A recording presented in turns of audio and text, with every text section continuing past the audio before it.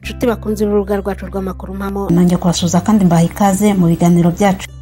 ejo nibwo nabagejeho ikiganiro mvuga ko umuhanzi Yampano yagaragaye mu mashusho arimo kugira guterera arimo kwinyensebura. iyo terime ndibwira ko abenshi muyizi.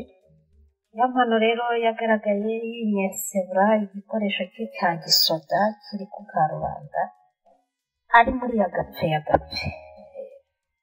Ayo mashusho abantu benshi banyandikiye bayansaba, mw'abantu mwari muzi ko gukwirakwiza amashusho y'ibintu kabiriya bigize icyaha? Tubabarire uyaduhe yame ntawe nyereka oya ntayo mba, ahubwo nababwiye ko ibyo yakoraga nyine ni biriya mvuze. yari arimo kwinyesebwa n'umukobwa cyangwa umugore mwiza w'inzobe, nawe ubwambure ikimero byose uko yakamutse biri ku karubanda. Nyuma y'aya mashusho rero nagiye gucukumbura mu nda y'ingoma, mu nda hasi mbazaniye amakuru atari ibivumbi. Abakunzi ba Yampano bamwe bambwiye bati watubabariye ukatumenyera ukuri kwabyo.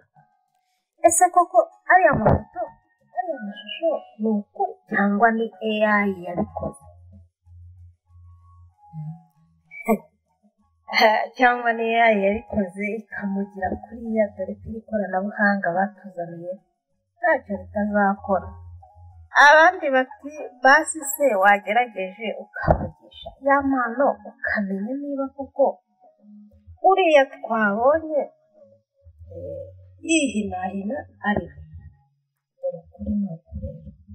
Dore ukuri nikuriye mu bantu be ba hafi kuragira ko ariya mashusho iriya video ntabwo ari AI n'abantu. Murabona iriya ari AI ko yagowe. Aya mashusho rero yakomeje kuzamura impaka n'amarangamutima. Abo ku ruhande rwa Yampano bati siwe. Nanjye banyandikiye benshi ku mesaje twinshi bati siwe, abandi bati niwe, abandi bati siwe, abandi bati niwe.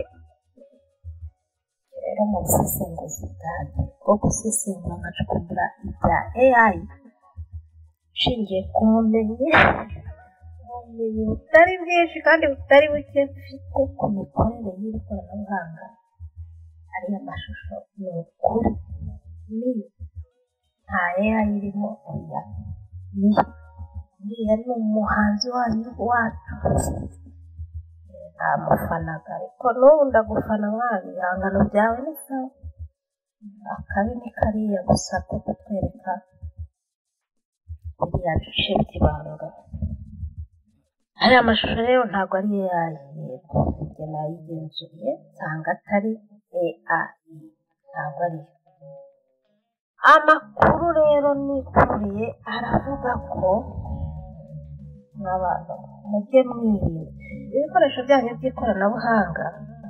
Buriya hari ikintu ababikoze baturiyeho inama, ikintu cyitwa password cyangwa ijambo ry'ibanga, umubare w'ibanga n'ibindi by'ibanga. Ibanga mu buryo bw'ibanga ni ikintu nyine uba uzi wowe wenyine. Ntabyo gufata telefone yawe, ntabyo gufata laptop yawe ngo uhereze. Mugire ngo ndi kubayobya, ariko ku rwanjye ruhande n'uwo mwashakanye wari wazamuye biterwa n'uko mubanye ariko simba numva impamvu. Reka mutaza kuvuga ngo ndimo kuyobya rubanda, ariko ubona uwayobywa n'ibi yaba ari utagira ubwenge cyangwa wese utigishije. Njye nshingiye ku masomo mbona hanze aha, amasomo isi itanga, umubare w'ibanga cyangwa ijambo ry'ibanga rya telefone yawe cyangwa mudasobwa yawe, ya imeri yawe, nabigomba kubibyara. Ya mpano rero ngo yagize gutya ahereza telefone ye uwahoze ari inshuti bakoranaga, arimuhereza. Yereje telefone, burya hari abantu benshi bafata telefone y'umuntu cyangwa amashini agahita yirukira hehe muri gare, hahandi haba udufoto, tangira gucukumbu nawe waba umuri hafi kariwe ugaseka uri kureba amafoto kamwereka hano twari kuri Muhazi, hano twari twagiye kuri Gifi kwa Gifi nziza n'ahandi Rubavu ku Kivu hari ifi nziza hitwa hehe ahantu hari ifi hasi ku mazi, hano twari twagiye ku Gahembe, twari twagiye mama we kamwereka mu kanya ukabura yamisigiye muri telefone amugiye gukora pipi, amugiye kuri kontwari kwishyura. Waba uri wasigaranye telefone ahita arebamo twakeneye agahita atwisendiye twiyoherereze, narangiza hari n'umuntu uhita usiba ku buryo ahanagura ntumenye niba hari icyo yiyoherereje, wagaruka agahita agusubiza telefone yawe ingenzi yarangije kuraguta ubyiha. Uwahoze rero ari inshuti ya mpano ngo yagize gutya nyine abigenza gutyo ukuntu uvuze niko yabigenza, ubwo ni buryo bwe. Hanyuma aya makuru rero avuga ko uyu wari inshuti bahoze bakorana, bari inshuti magara, ibaze ko banabanaga mu nzu, urumva uwo muntu ubucuti mwamufitanye, babanaga mu nzu.